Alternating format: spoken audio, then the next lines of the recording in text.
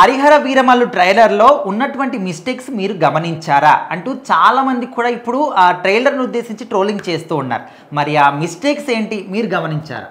అంటే మిస్టేక్స్ అని చెప్పలేం కానీ కొంతమంది ఏమంటున్నారంటే ఈ సీన్ అక్కడ నుంచి కాపీ చేశారు, ఈ సీన్ అక్కడ నుంచి కాపీ చేశారని మాట్లాడుకుంటున్నారు. ఎందుకంటే నక్కతో ఎదురుపడే సన్నివేశం లాస్ట్లో ఏదైతే వస్తుందో సో అది ఎక్కడో మనం ఇంతకుముందు RRRలో ఎన్టీఆర్ గారు పులి ముందు పడే సీన్ లాగా సో అంతకుముందు కూడా ఆ లెక్కను చూసుకుంటే చాలా సినిమాల్లో అలాంటి సన్నివేశాలు ఉన్నాయి. సో RRRలోది కొంచెం హైలైట్ అయింది కాబట్టి దాన్ని ఇది కాపీ అంటున్నారు. అట్లానే నెక్స్ట్ కత్తులతో బాణాలతో యుద్ధం చేసేది ఏదైతే ఇట్లా తిప్పేది ఏదైతే షాట్ ఉందో అది బాహుబలిలో ప్రభాస్ గారు కూడా అట్లాంటి సన్నివేశం ఉంటుంది, అది కాపీ కొట్టారని చెప్పి. సో ఏంటంటే బేసిక్గా ఇది ఒక పీరియాడిక్ ఫిలిం. ఇక్కడ ఇందులో చేసే పోరాట సన్నివేశాలు కానీ కొన్ని ఎలాంటివి ఉన్నా కానీ అవతల సినిమా నుంచి తీసుకున్నారా అనిపించే విధంగా ఉంటాయి. అది డైరెక్టర్ గారి విజన్ అవ్వచ్చు, ఏదన్నా థాట్ అవ్వచ్చు, ఆయన అట్లా పెట్టాలనుకున్నారు ఏమో కానీ ఇక్కడ హీరో గారి మిస్టేక్ ఏమి ఉండదన్నమాట.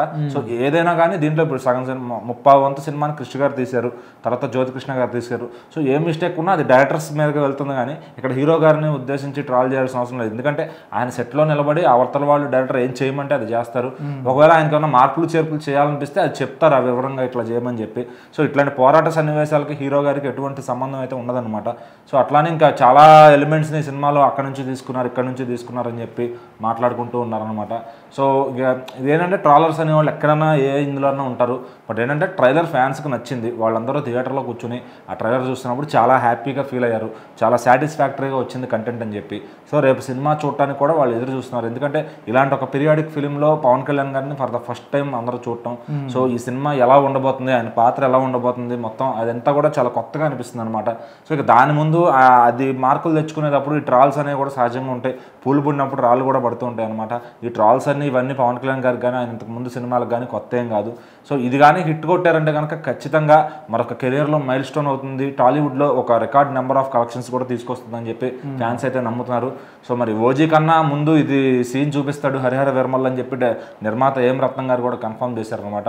సో ఇంకా అందులో ఏదో అది బాగాలేదు ఇది బాగాలేదు అని చెప్పి వెతుక్కుంటారు. ఆ మిస్టేక్, ఈ సీన్ అక్కడ నుంచి కాపీ కొట్టారు, ఆ టైటిల్ ఫాంట్ ఇక్కడ నుంచి కాపీ కొట్టారు, సినిమాలో అసలు చార్మినార్కిను హీరోకి ఏంటి సంబంధం, అలాగే ఔరంగజేబ్కిను హరిహర వీరమల్లుకి ఏంటి సంబంధం, ఇలా రకరకాలుగా మాట్లాడుకుంటున్నారు.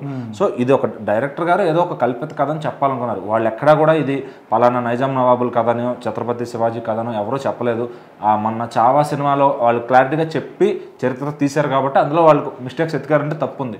ఇక్కడికి వచ్చినప్పుడు ఏంటంటే ఏ డైరెక్టర్ కూడా ఏ నిర్మాత కూడా దీని గురించి చెప్పాల, ఇది పలానా వాళ్ళని తీస్తున్నాం అని చెప్పి. సో ఇక్కడ పేర్లు కొన్ని వాడుకున్నారు, అవి తగ్గట్టుగా సినిమా ఉంటుంది.